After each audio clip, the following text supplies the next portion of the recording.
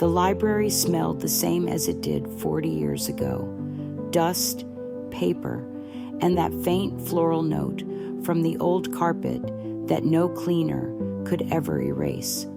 Margaret paused in the doorway and breathed it in. It was a smell that belonged to another lifetime, and for a moment, she felt she was stepping back into it. She didn't come here often anymore.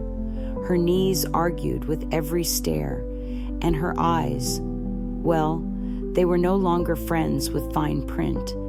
But on that rainy afternoon, with the streets shining black and the sky pressing low, she felt a pull, like someone had called her name, softly, insistently, from inside.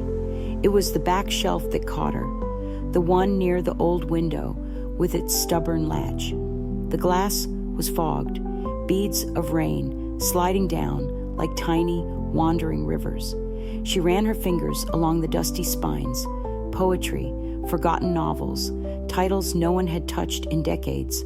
And then her hand stopped, a hardcover, deep green cloth, faded gold lettering, her name, Margaret Ellsworth, etched across the spine. Her breath hitched. She glanced around, no one in sight. The rain whispered against the glass. She pulled the book free. No title on the cover, just her name. And when she opened it, page 1 waited. It began with her childhood, not an imagined version, not the cleaned-up kind people tell at family dinners. This was real. The wallpaper in her bedroom, yellow roses that had long since faded. The scratch on her father's old armchair where the cat sharpened its claws. The red dress she ripped climbing the garden wall when she was 9. Details so small, so intimate, she felt the air grow thinner as she read. She sat down without remembering when she'd moved, turned the pages slowly, afraid they might vanish if she rushed. Her first job, the smell of the bakery at dawn, the warm, flour-covered hands of the old man who taught her how to braid bread.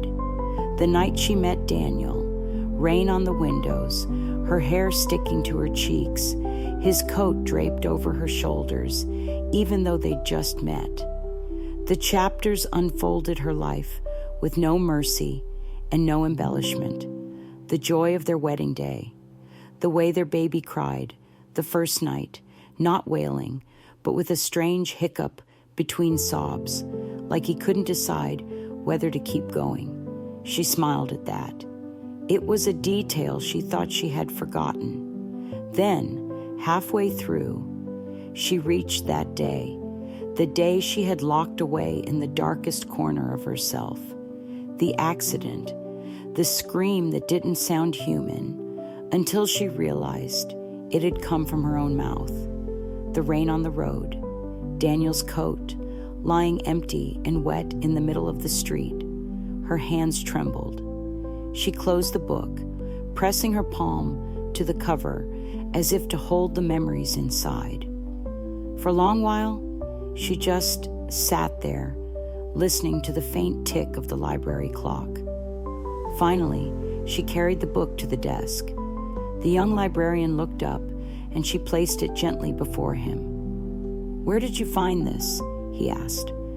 "Back shelf, by the window," she said. He frowned. "There's nothing back there. Hasn't been for years. That shelf's empty." At home, she made tea. Steam curled around her fingers as she opened the book again. Outside, rain tapped softly at the glass.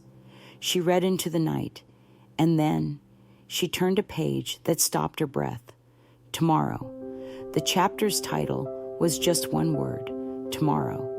It described her morning in quiet detail, the tea she would make, feeding the birds on the porch, taking the red umbrella, the one Daniel had bought her in Paris, and walking down to the bench by the river, sitting there, closing her eyes and not opening them again.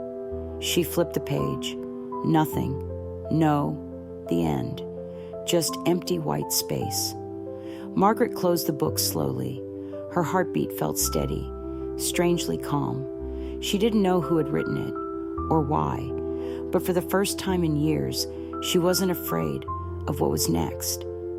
The next morning, she followed the words, made tea, fed the birds, took the red umbrella. The air was cool, the kind that makes you breathe deeper. The streets were still wet from last night's rain. Every sound seemed softer. The river came into view. The bench sat waiting, empty, exactly as in the book. She sat, placed the umbrella beside her, closed her eyes. Somewhere, quietly, pages turned.